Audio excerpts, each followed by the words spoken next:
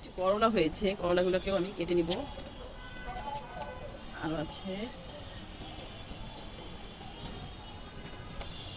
অনেক করলা হয়েছে, আমি সেই সব করলাগুলোকে একটু করে ছেড়ে দিচ্ছি।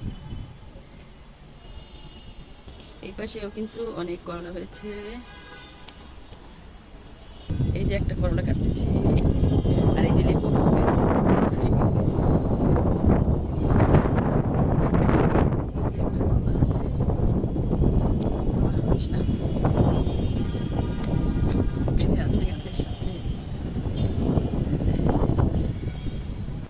ছাদ থেকে এই যে আমি অনেকগুলি করলা কেটে নিয়ে আসছি। আরো কিন্তু আমার ছাদে অনেক করলা আছে গাছে। তারপর আমি যেগুলো একটু বড় বড় হয়েছে আমি সেগুলোই কেটে নিয়ে আসছি।